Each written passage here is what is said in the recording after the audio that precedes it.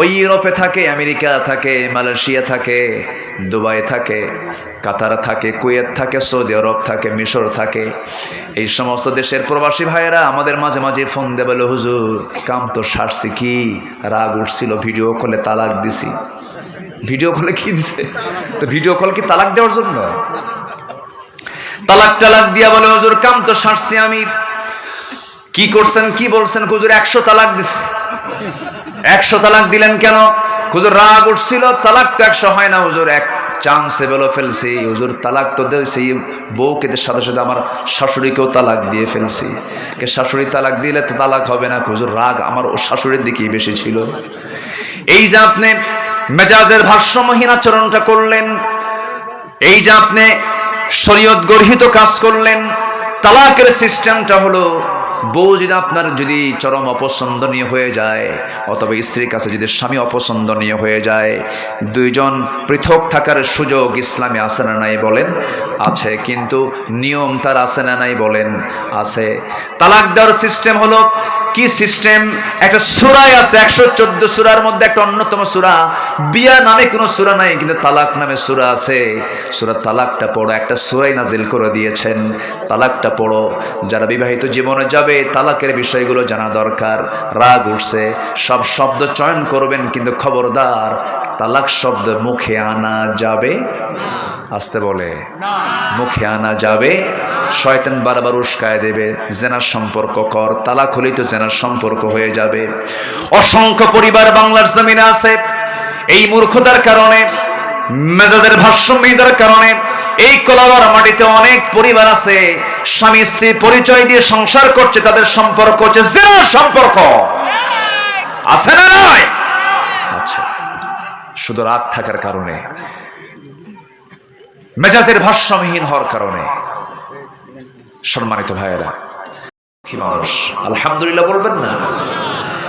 তাহলে এবং রাসূলকে বলা হলো সচ্ছলকে। আমার রাসূল বললেন, যার এক বেলা খাবারের পরে আরেক বেলা খাবারের যোগান আছে, সে হচ্ছে পৃথিবীর সবচেয়ে বড় সচ্ছল ব্যক্তি। জোরে বলি সুবহানাল্লাহ। সম্মানিত ভাইয়েরা, বড় আফসোস আজকে মিডিয়াতে এগুলো আসছে, এই জন্য বলতেছি আমরা।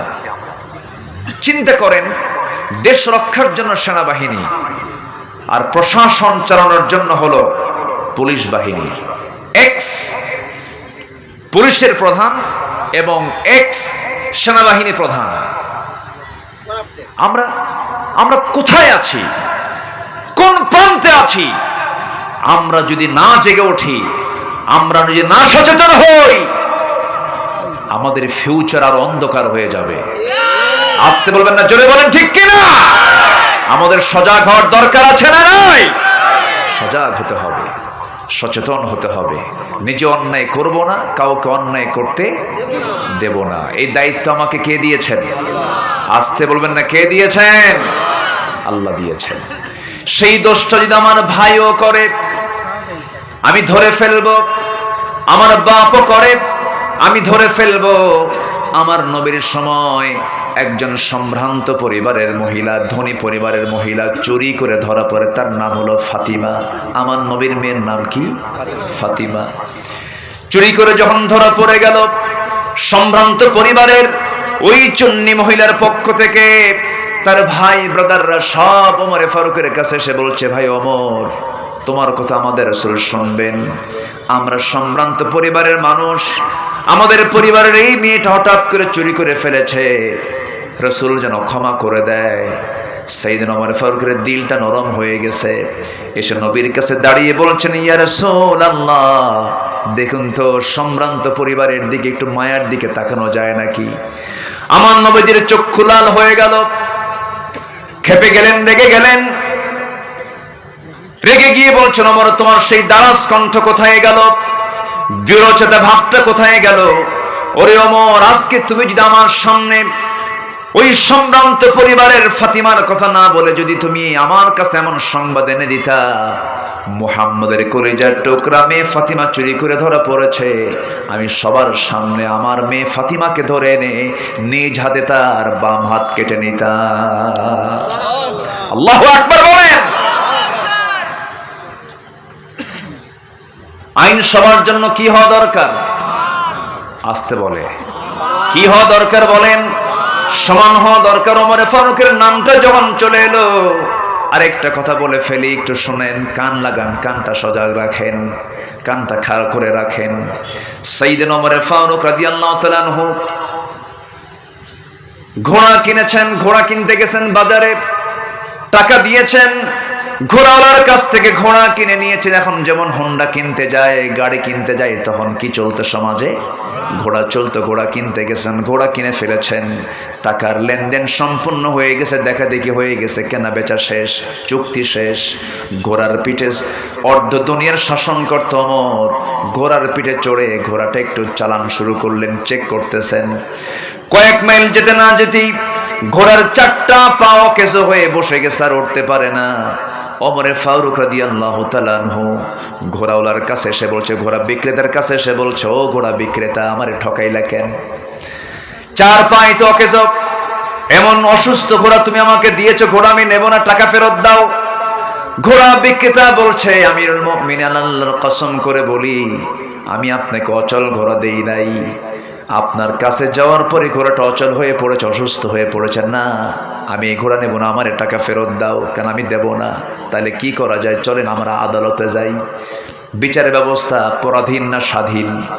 স্বাধীন। বিচার ব্যবস্থা কি স্বাধীন ছিল? দেখেন, অর্ধ দুনিয়ার শাসন করত ওমর ফারুক সামান্য এক ঘোড়া বিক্রেতা, সামান্য এক ঘোড়া বিক্রেতার বাদী আসামি ওমর ফারুক আসামি বানায়া মামলা দিয়েছে আদালতে। দুজন চলে গেছেন আদালত চত্বরে। বিচারপতির সামনে গিয়ে যখন দাঁড়িয়ে পড়েছেন, দাঁড়িয়ে আছেন ওমর ফারুক রাদিয়াল্লাহু তাআলা আনহু, বিচারপতি লক্ষ্য করে নাই। হঠাৎ করে চেয়ারে বসে থেকে লক্ষ্য করে দেখে অর্ধ দুনিয়ার শাসন করত ওমর ফারুক বিচার প্রার্থী হয়ে আদালতে হাজির হয়ে গেছে। বিচার প্রার্থী কাজী সুরাই ইবনুল হারিস আল কিন্দি রাহমাতুল্লাহ আলাইহি সঙ্গে সঙ্গে তিনি দাঁড়ায় গিয়ে বলছেন, আমিরুল মুমিনিন, এত বড় মহান ব্যক্তি আমার আদালতে কেন আপনি আসছেন? কি হয়েছে আপনার? ওমর ফারুক বলছেন, কাজী সুরাই, তোমার চেয়ারে তুমি বসো, আইন সবার জন্য সমান, আদালতে এসেছি প্রার্থী হয়ে, বিচারটা সঠিকভাবে করো। সাইয়েদনা ওমর ফারুক বললেন, ঠিক আছে, তোমার বিচার তুমি চালিয়ে যাও, বাদী তুমি কি বলবা বলো। ঘোড়া বিক্রেতা বলতেছে, ঘোড়া বিক্রি করেছি, লেনদেন হয়ে গেছে, ঘোড়া অচল হয়ে গেছে, আমাকে ঘোড়া ফেরত দিতে চাই, আমি ঘোড়া ফেরত নেব না। কাজী সুরাই ইবনুল হারিস বলছেন, আপনার কি বক্তব্য? আমি ঘোড়ার টাকাটা আমি ফেরত নেব, ঘোড়াটা ওরা আমি ফেরত দেব। কাজী সুরাই ইবনুল হারিস আল কিন্দি রাহমাতুল্লাহ আলাইহি এত বড় একজন বিচারপতি ছিলেন, এত বড় একজন ব্যক্তির বিরুদ্ধে তিনি দাঁড়িয়ে গেলেন। তিনি বলছেন, আমিরুল মুমিনিন, এত বড় শাসন কার্যের আপনি হলেন চিফ, আপনি হলেন প্রধান খলিফাতুল মুসলিমিন, আপনার অধীনে আমরা চাকরি করি, আপনার অধীনে আমরা বিচারপতির দায়িত্ব পালন করি। আপনি আজকে প্রার্থী হয়ে আমার আদালতে এসেছেন বিচার চাওয়ার জন্য, কিন্তু আমি তো বিচার করব ওমরকে দেখে নয়, আইনকে দেখে বিচার করব। সে আইনকে দেখে বিচার করতে গেলে ওমর ফারুককে লক্ষ্য করে বলছেন, আমিরুল মুমিনিন, মনক্ষুণ্ণ হওয়া যাবে না, আজকের রায়টা সম্পূর্ণ আপনার বিরুদ্ধে যাবে। কেননা হায়াত মওতের মালিক আল্লাহ তাআলা, কে কয়দিন বাঁচে, কে কখন মারা যাবে, কে কখন অসুস্থ হবে, কেউ বলতে পারবে না। আপনি ওমর ফারুক আমার সামনে এখানে আছেন, আপনি সুস্থ অবস্থায় এখান থেকে বের হবেন তার গ্যারান্টি নাই। সুস্থ ঘোড়া আপনাকে বুঝিয়ে দেওয়ার পর আপনি তাকে টাকা বুঝিয়ে দিয়েছেন, আপনার মালিকানা আসার পর আপনার ঘোড়া নষ্ট হয়ে গেছে, সেটা এখন আর ওই ঘোড়া বিক্রেতার ঘোড়া নয়, আপনার ঘোড়া আপনার কাছে অসুস্থ হয়ে পড়েছে, এটার দায় ঘোড়া বিক্রেতাকে দেওয়া যাবে না, অসুস্থ ঘোড়ার মালিকানা আপনার নিতে হবে। খলিফা ওমর ফারুক মাথা নিচু করে কোনো কথা না বলে মুস্কি হাসি দিয়ে সেখান থেকে চলে গেলেন। পরের দিন মজলিসে শুরার বৈঠক, সেন্ট্রাল কমিটির বৈঠক, মন্ত্রী পরিষদ বৈঠকে সবাইকে ডাক দিয়ে বলেন, অমুক জনপদে একজন বিচারপতি আছে যে আমার বিরুদ্ধে রায় দেয়, খুব সাহস। ওই লোকটাকে, ওই বিচারপতিকে আঞ্চলিক বিচারপতি না দিয়া আমরা তাকে সবাই মিলে তাকে চিফ জাস্টিস বানাইয়া দিলাম। কি বানায় দিলাম? প্রধান বিচারপতি বানালাম। কেন? তার সাহস ভালো, সে আইনকে সামনে রেখে বিচার করে, ব্যক্তিকে দেখে না। আমি আমার বিরুদ্ধে রায় দেওয়ার জন্য আমি তাকে প্রধান বিচারপতি বানায় দিলাম। আর আমার দেশে পাগলা বানায়, কি বানায়? বাস্তব কথা। যত কিছুই বলেন, গর্ত খনন যদি আমি করি, গর্তের সেই খনন করা গর্তে আমাকে একদিন পড়তে হবে। এটাই ইতিহাস, এটাই বাস্তবতা। আসুন না আমরা সততাকে গুরুত্ব দেই, আমরা স্বচ্ছতাকে গুরুত্ব দেই, ভালোকে ভালো বলি, মন্দকে মন্দ বলি, হককে হক বলি, মিথ্যাকে মিথ্যা বলি। বিজয় নিশ্চিত মুসলমানদের। আজকে আমরা সততাকে ভুলে গেলাম, আমরা তেল মারি, ভালো কথা বলি না, খালি তেল মারে। রাসূল বলেছেন, যে লোক তোর সামনে তেল মারবে ওর মুখে মাটি মার। তেল মারা লোক এখন কম না বেশি? আজ থেকে কম না বেশি বলেন তো? খালি তেল মারে। তেল তো মারবে, সরিষার তেল জামার দেশি হয়। আপেল নাই তো, আপেল গাছ আছে? আপেল গাছ হলে 2-1টা নিউটন তৈরি হতো। আপেল কেন নিচে পড়লো না? নিচে পড়লো, উপরে কেন উঠলো না? খালি তেল মারে। কারণ তেল যে উৎপন্ন হয় আমার দেশে।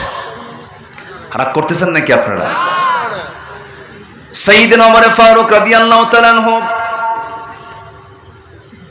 অর্ধ দুনিয়ার শাসক, কলিজার টুকরা সন্তান, তার একটা ঘোড়া কিনে এনেছে। ছোট থেকে বড় করবে, মোটা তাজা করে ঘোড়াটা বিক্রি করবে, টাকা কিছু কামাই হবে। ঘোড়া কিনে আনছে ছোট, কিন্তু ঘোড়া যে ঘাসটা খায় সেই ঘাসটা হলো রাষ্ট্রের জায়গার ঘাস। ওমর ফারুক যে বাসভবনে থাকেন, তার পিছনের জায়গাটা হলো রাষ্ট্রের জায়গা, সেখানকার ঘাসগুলো খেয়ে খেয়ে ঘোড়া বড় হয়। ঘোড়া বিক্রি করতে গেছে একদিন, ওমর ফারুক যেন এটা মার্কিং করে রেখেছেন। ঘোড়া বিক্রি করে ঘরের সামনে এসে যখন দাঁড়িয়ে পড়েছে, ওমর ফারুক বলছেন, ও আমার ছেলে, আমার কলিজার টুকরা সন্তান, সামনে দাঁড়াও। ঘোড়া কই? ঘোড়া কি করছো বলো? ঘোড়া বিক্রি করেছি। কত টাকা দিয়ে কিনেছো? কত টাকা দিয়ে বিক্রি করেছো? ছোট অবস্থায় কিনছিলাম এত টাকা দিয়া, মোটা তাজা করে বিক্রি করছে এত টাকা দিয়ে, লাভ হলো কত? এত। লাভের টাকা পকেটে নয়, লাভের টাকা রাষ্ট্রের কোষাগারে জমা দাও, কারণ জায়গাটা হলো, ঘাসটা হলো রাষ্ট্রের জায়গার, তোর এই লাভ করা খাওয়া যাবে না। আল্লাহু আকবার বলবেন না? আজকে আমরা কি করেছি? আজকে আমরা সুদকে বানাইছি ইন্টারেস্ট। সুদকে বানাইছে কি? সুদকে বানাইছি ইন্টারেস্ট। ঘুষকে বানাইছে হলো বকশিস। ঘুষকে কি বানাইছে? বকশিস। আর যৌতুককে বানাইছি হলো উপঢৌকন। কি বানাইছি? উপঢৌকন। মানে ভাষাগুলো একটু আপডেট করছে আমরা। ভাষাকে কি করছে আমরা? আপডেট। সুদ বললে কেমন হয়? এটা কি বানাইছি? ইন্টারেস্ট। আচ্ছা, সুদ কি এলাকায় আছে নাকি? কলরয় আছে? আচ্ছা, এটা কি কলরর রোগ না জাতীয় রোগ? আচ্ছা, সুদ যারা খায় তাদের কোনো লোভ টোভ নাই তো? নফসের 1 নম্বর রোগ আমি কি বলেছি? লোভ। বলেন, নফসের 1 নম্বর রোগ কি? নফসের রোগ মোট 14টা। কয়টা বলেন তো? চলতেছে কয় নাম্বার? তাহলে বলেন তো আমার কত সময় লাগতে পারে আলোচনা? সময় লাগবে তো নাকি? ধৈর্য আছে তো সবার ভিতরে ইনশাআল্লাহ? আল্লাহ কবুল করেন, জোরে বলি আমিন। আমি এলাকায় আসলে আমি আলোচনা করে একটু মজা পাই। কেন জানেন? আপনাদের ভাষা আমার চেয়েও সুন্দর। আমার চেয়েও সুন্দর। আমি কেন বললাম জানেন? আপনাদের মার পেট থেকে আপনার সুন্দর ভাষা নিয়ে জন্ম নেন। আলহামদুলিল্লাহ, অনেক সুন্দর ভাষা। তবে নোয়াখালীর ভাষা আরো সুন্দর। হ্যাঁ, না, সবার ভাষাই সুন্দর। চিটাগাং তো কথাই নাই। ওরা যখন কথা কয় মনে হয় মালাকুল মউত ছাড়া কেউ বুঝবে না। এটা এমনি রূপক অর্থে বললাম। ফ্যানটা অফ করে দেন, ফ্যানের একটা আওয়াজ হচ্ছে, ফ্যানে এসে ধাক্কা খাচ্ছে। হ্যাঁ, ফ্যানটা অফ করে দেন। কেউ যখন ফ্যান চালায় না, আমি ফ্যান চালাবো কেন? সব রাইট না, আবার থামেন, একটু মহব্বত রেখে। আচ্ছা, এখানে যে আওয়াজ হচ্ছে, বাড়ি খাচ্ছে, এটা ফ্যানটা অফ করে দেন। এত সুন্দর মানুষ হয়, কোন একটা লোক কিন্তু নড়তেছে না, সবাই বসে আছে। বলি আলহামদুলিল্লাহ। বসে, হ্যাঁ অফ করছে, বসে। সম্মানিত ভাইয়েরা, তাহলে লোভ কি করা যাবে? আজ থেকে লোভ কি করা যাবে? কেন? বৈধ লোভ জায়েজ। বৈধ লোভ না থাকলে আপনি চলবেন কেমনে? নারীর প্রতি কামনা বাসনা আছে না নাই বলেন তো? আছে না নাই? আছে। নিজের স্ত্রীর প্রতি যদি কেউ তাকায়, সওয়াব না গুনাহ? সওয়াব। যৌন কামনা হারাম নয়, আমি বইয়ের দিকে থাকবো, বইয়ের দিকে তাকাবো, আমার আপনার আমলনামায় সব হয়ে যাবে, কিন্তু সেই বউটা হবে নিজের বউ না পরের বউ, এটা যেন মনে থাকে আবার। কিন্তু আজকে নিজের বউটা ভালো লাগে না, পরের বউ ভালো লাগে। পরকীয়ার পরিমাণটা বেড়ে গেছে। পরকীয়ার পরিমাণটা বেড়ে যাওয়ার অন্যতম কারণ হলো বড় বড় সিনেমা হল বন্ধ হয়ে গেছে গোটা দেশে। প্রত্যেকটা ঘরে ঘরে এখন সিনেমা হল হলো ভারতের কলকাতার সেই জি বাংলা, জি প্লাস। আমি কি ভুল বলতেছি নাকি? ওই সমস্ত নষ্টি ভষ্টিগুলো, খারাপ এই চিত্রগুলো, বিজাতীয় সংস্কৃতির এই সিনেমা নাটকগুলো দেখে দেখে পরকীয়ার পরিমাণটা বেড়ে গেছে। জেনার ভিতরে সবচেয়ে নিকৃষ্ট জেনা হলো পরের স্ত্রীর প্রতি আকৃষ্ট হয়ে যাওয়া, মারাত্মক গুনাহ। এটার পরিমাণটা বেড়ে গেছে।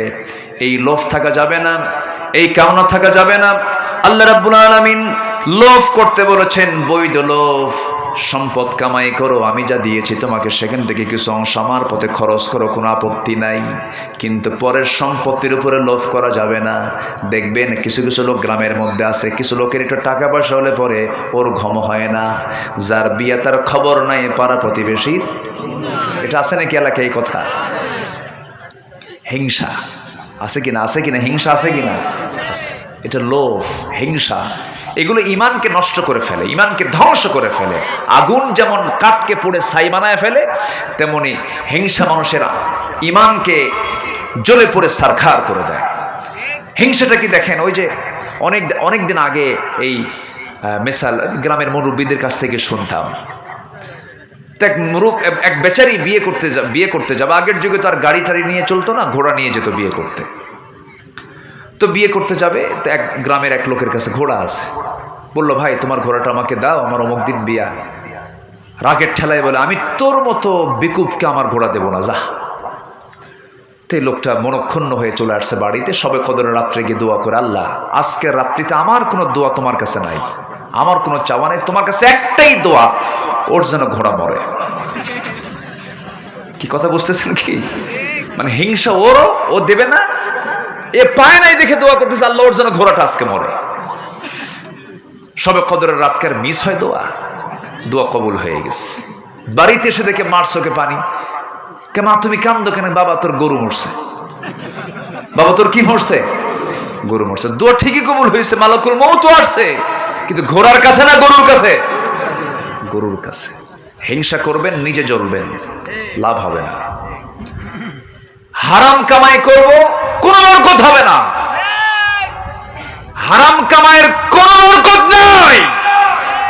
অসৎ পন্থার কোনো বরকত হবে না, কোনোদিন বরকত হবে না।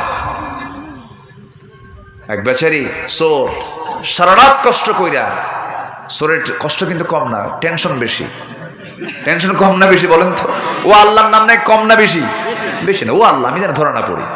সারা রাত কষ্ট কইরা সবার চক্ষু আড়াল করে একটা ঘোড়া চুরি করে আনছে বাড়িতে।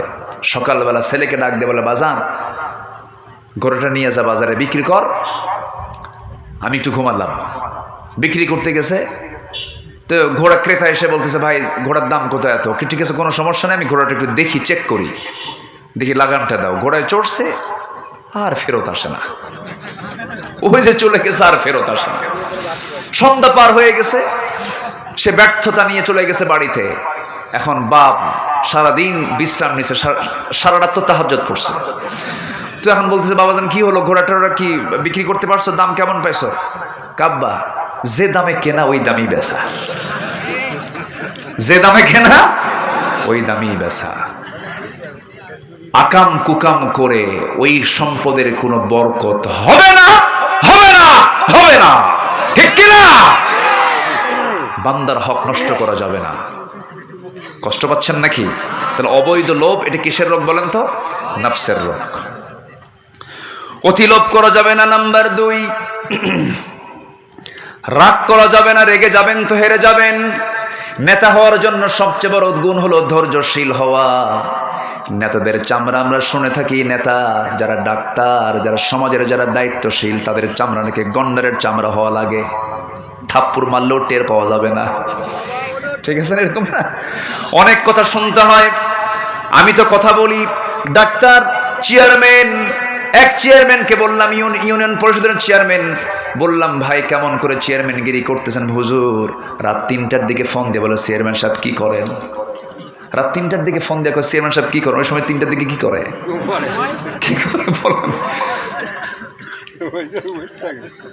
আমার বন্ধুগণ, একদিন রাত 3টার দিকে আমার ফোন দিছে একজন, ফোন দিয়ে বলে হুজুর আমি কান্দি। কেন কান্দি? হুজুর আপনার ওয়াজ শুনে কান্দি। রাত 3টার দিকে। কে বললাম কান্দেন তো কি হয়েছে? হুজুর দোয়া করেন। তো মনে মনে বললাম এই সময় কি দোয়া হয়? তো যারা জনপ্রতিনিধি, যারা জনগণের নেতৃত্ব যারা দেয়, তাদের বিশেষ করে তাদের ধৈর্যের পরিমাণ কম থাকা দরকার না বেশি থাকা দরকার? যাদের বউ আছে, যারা স্বামী, তাদের ধৈর্যের পরিমাণ কম থাকা দরকার না বেশি থাকা দরকার? বেশি। স্বামীর যদি রাগ হয় কাম সারা, সকালে দেবে একবার তালাক, বিকেলে দেবে একবার তালাক, আছে না নাই বলেন তো? তালাক দিয়ে দেয়। আবার তালাক দেওয়ার পর আবার বলে হুজুর রাগের মাথায় তালাক দিলে কি তালাক হয়? মানে ও আরেক মুফতি হয়ে যায়। আছে কিনা বলেন? আছে। কথাগুলো কি শোনার দরকার আছে ভাই? আছে। নাফস তো সবার সাথেই আছে। একটু আমার মনোযোগ দিয়ে কথাগুলো শুনি। আমার বন্ধুগণ, তাহলে রাগ থাকা হলো নফসের রোগ। রাগ থাকা যাবে না, ধৈর্যশীল হতে হবে। ধৈর্য এমন একটি গুণের নাম, ধৈর্য অর্জন করতে যোগ্যতার প্রয়োজন হয়, কিন্তু রাগের জন্য কোনো যোগ্যতা লাগে না। জঙ্গল হতে হলে, জঙ্গল বানাতে গেলে কোনো পরিশ্রম লাগে না, এমনি এমনি জঙ্গল হয়ে যায়। কিন্তু একটা সুন্দর বাগান, সুন্দর একটা পার্ক বানান অনেক মেহনত লাগে। এই জন্য ধৈর্যের পিরামিড হতে হবে। ইমানদার কখনো ধৈর্য হারা হওয়া যাবে না। রাগের মাথায় বউকে তালাক দেওয়া স্বামী মনে হয় বাংলার জমিনে নাই। এটা হলো রেগুলার কেস। এমন কোন দিন না আমাদের নাম্বারে এমন ফোন আসে না। নাম্বার 3 হলো মিথ্যা কথা বলা। মিথ্যা কথা তো এই দেশের মানুষ কয় না, আসতে বলে। মিথ্যা কথা কারা বেশি বলে?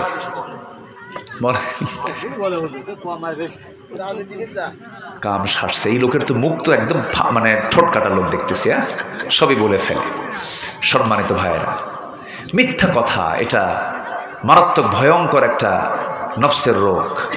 যদি কোনো বান্দা তার জীবনে একটা আমল করে, মিথ্যা ছেড়ে দিলাম আল্লাহর কসম, ওর ঈমান থাকলে সে জান্নাত পেয়ে যাবে। যেরকম সুবহানাল্লাহ। মিথ্যা সমস্ত পাপের মা বলেছেন মুহাম্মদ সাল্লাল্লাহু আলাইহি ওয়াসাল্লাম। একজন মানুষের জীবনে একটা মিথ্যা কথা মুখ থেকে কখনো বের হয়নি, তিনি কি বলেন তো? মুহাম্মদুর রাসূলুল্লাহ। তিনি কি দেশ চালান নাই? তিনি কি বিচার করেননি? তিনি কি পরিবার চালান নাই? তিনি কি শাসন করেন নাই? তিনি কি জিহাদ করেন নাই? তিনি কি সন্তানাদি লালন পালন করেন নাই? তিনি কি ব্যবসা করেন নাই? পৃথিবীর সবচেয়ে বেশি ব্যস্ত মানুষ ছিলেন মুহাম্মদ সাল্লাল্লাহু। তার জীবনে কি একটা মিথ্যা কথা ছিল? যে রাজনীতিতে, যে ব্যবসায়, যে পরিচালনায়, যে নেতৃত্বে মিথ্যা চলে, মিথ্যা দিয়ে তাদের সবকিছু চলে, সেই মিথ্যা নেতৃত্ব, মিথ্যা কর্তৃত্বের মুখে আমরা জুতা মারি, থুতু মারি। আল্লাহ কবুল করুন। জোরে বলি আমিন। মিথ্যা বলবো না। এই জিহ্বা যদি আমি ঠিক রাখি, আল্লাহ তাআলা রাসূল বলছেন আমি তার জন্য বেহেশতের জামিন হয়ে যাব। জোরে বলি সুবহানাল্লাহ। আর একটু কথা, আর কয়েকটা পয়েন্ট আছে আমি বলি, কোন আপত্তি নেই তো? 2-1 করে কিন্তু উঠতেছে, আমি দেখতেছি। এই ছেলে বসো, বসো, কোনো ওঠা নাই, বসেন। আমি একটু আজকে ধমক দিয়ে রাখতেছি, কেন জানেন? এই ধমকের মধ্যে কিন্তু মহব্বত আছে। ওই সন্তান যদি ওষুধ না খেতে চায়, জ্বর আসছে, জ্বর কমে না, ওষুধ খাওয়াচ্ছে, কিন্তু ওষুধ খায়ও না বাচ্চা, তখন মা কি করে? একটু আস্তে আস্তে বলে বাবা খা। খুব দরদ করে, না দরদে কাজ হয় না, খা বাবা, তাও খায় না। মুখ কামড় মেরে ধরে আছে, 2 দাঁত, শেষে 2 হাত 2 পা শক্ত করে ধইরা মুখের মধ্যে জোর করে নখ ঢুকাই দিয়ে খা। এর মানে কি? মহব্বত কমে গেছে না মহব্বত বেশি আছে? তো আমি যে ধমকটা দিচ্ছি, এই ধমকের মধ্যে মহব্বত কি? আপনি কি এটাকে রাগ মনে করতেছেন না মহব্বত মনে করতেছেন? মহব্বত। একটু বসেন। আল্লাহ তাআলা আমাদেরকে আমল করার তৌফিক দান করুন। জোরে বলি আমিন। যদি আমরা নফসটাকে ঠিক রাখি, সব ঠিক হয়ে যাবে। আল্লাহ কবুল করুন। জোরে বলি আল্লাহুম্মা আমিন। আমার ভাইয়েরা, একটু কান লাগান, মনোযোগ দিয়ে শোনার চেষ্টা করুন। আমার নবীজি জীবনে একটা মিথ্যা কথা বললেন না। আমি তার উম্মত, আমিও মিথ্যা কথা বলবো না, মিথ্যার ধারে পাশেও যাব না। এক সাহাবী নবীর সামনে দাঁড়ালেন, দাঁড়িয়ে বলছেন, ইয়া রাসূলুল্লাহি, ইয়া হাবিবাল্লাহি, আপনি আমাকে এমন একটা আমল দিবেন যে আমল ছাড়া আমি কোনো আমল করব না। রাসূল বললেন, সাহাবী, তোমাকে একটা আমলে আমি তোমাকে দিচ্ছি, নাম্বার 1, একটা আমলই শেষ, সেটা হলো জীবনে কোনোদিন মিথ্যা কথা বলবা না। সাহাবীর ভিতরে 3টা বদগুণ ছিল। প্রথম যুগে নতুন নতুন ইসলাম কবুল করেছেন।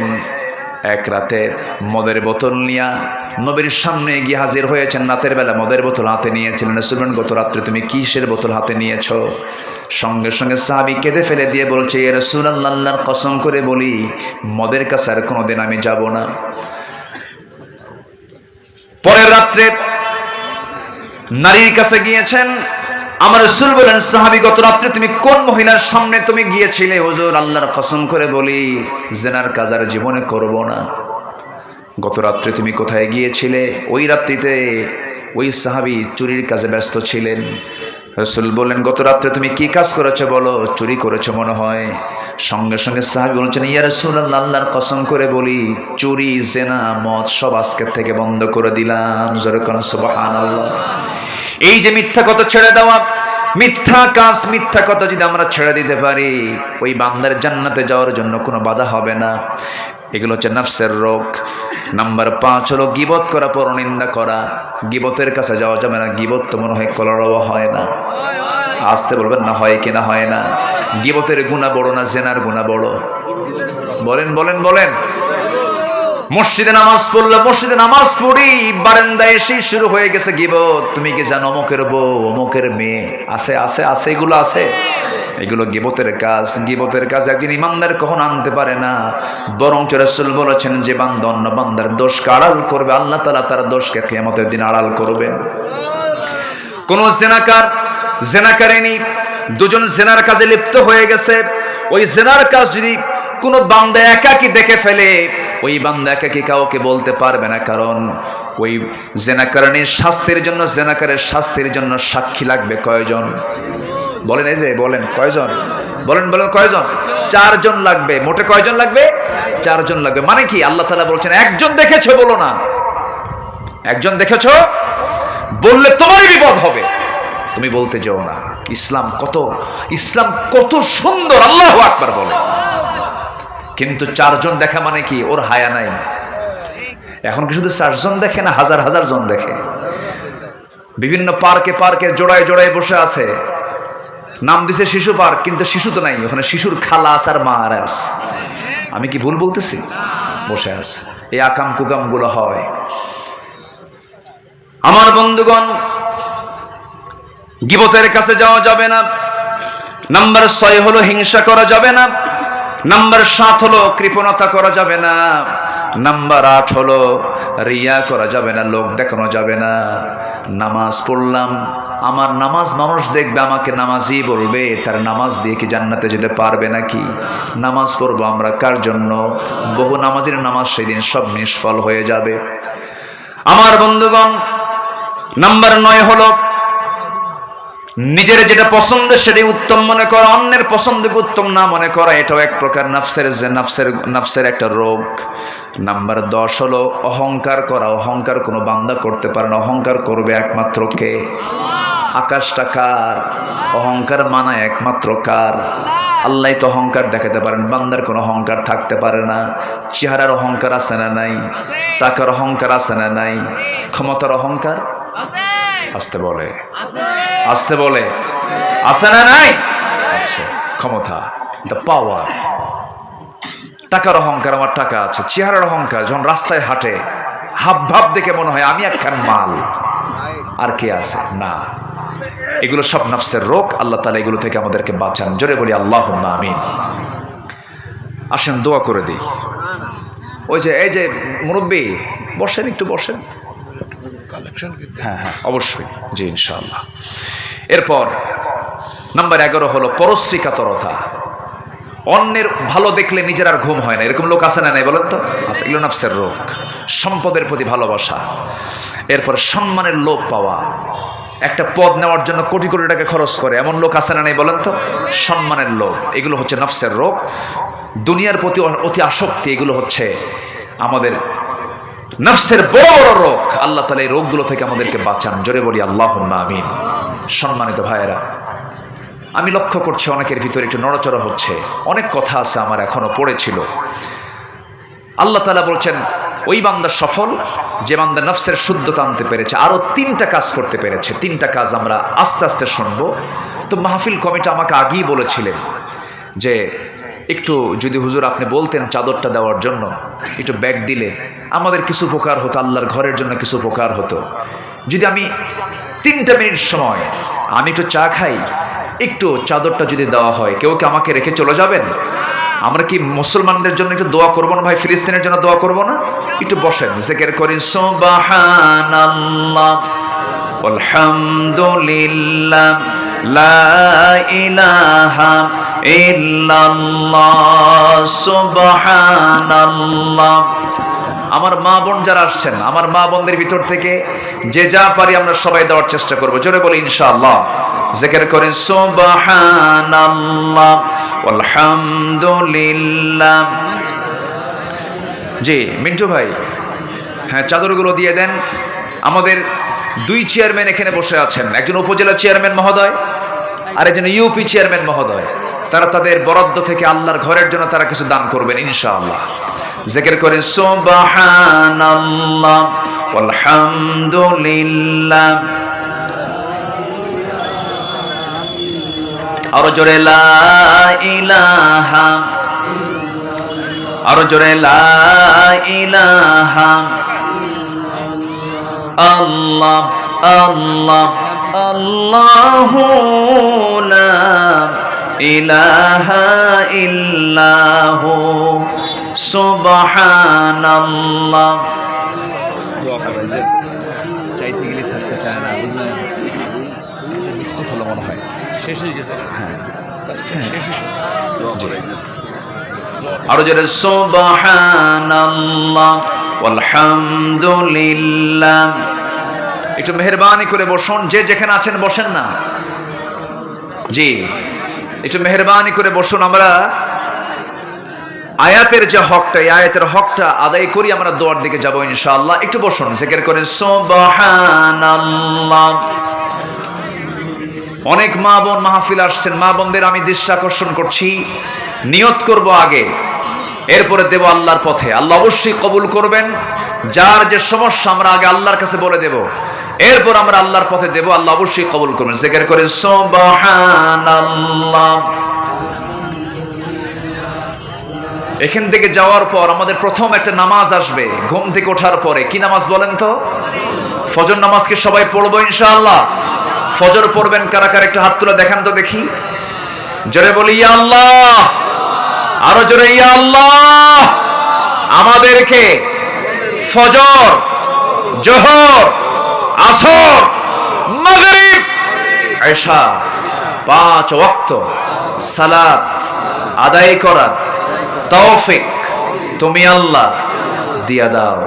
জোরে বলি আমিন, আরো জোরে আমিন, আরো জোরে আমিন। হাত নামান। কষ্ট পেলেন? নামাজ মাহফিল শুনে নামাজ পড়লাম না, সেই মাহফিল শোনার কোনো সফলতা আল্লাহর কাছে নেই। আমাদের মূল কাজে আমরা থাকবো। আল্লাহ তাআলা সেই তৌফিক সবাইকে দান করুন। অনেক রাত হয়েছে, 12:30 ক্রস হয়ে যাচ্ছে। আমরা অনেক দূর থেকে এসেছি। আমরা আর কাল বিলম্ব না করে, উপজেলা চেয়ারম্যান মহোদয় এবং আমাদের চেয়ারম্যান মহোদয় দুজনে আছেন, তারা অনেক তাদের মূল্যবান সময়টা এখানে দিয়েছেন। সবাইকে নিয়ে আমরা দোয়া করব। তবে আমরা সেই মাজলুমদের জন্য দোয়া করব যারা আল্লাহর জমিন, আল্লাহর দিন কায়েমের সংগ্রাম করতে গিয়ে নিজের তাজা প্রাণ ঢেলে দিয়েছেন। সেই সমস্ত আলেম ওলামাদের জন্য আমরা দোয়া করি, যে সমস্ত আলেম ওলামার জীবনের মূল লক্ষ্য একটাই ছিল, জমিন যার, আইন চলবে তার, বিধান চলবে তার। এই শুধু এতটুকু সত্য কথা বলার কারণে বিশ্বের দেশে দেশে যারা জীবন দিয়েছেন, আমরা তাদের শাহাদাতের জন্য তাদের জন্য আমরা দোয়া করি, আল্লাহ তুমি তাদের কবরটাকে জান্নাতের টুকরা বানায় দাও। জোরে বলি আল্লাহুম্মা আমিন। এই আশাবাদ কামনা করছি। আমরা যে যেখানে আছি আমরা বসে পড়বো, আমরা নামাজের মতো করে আমরা একটু বসি।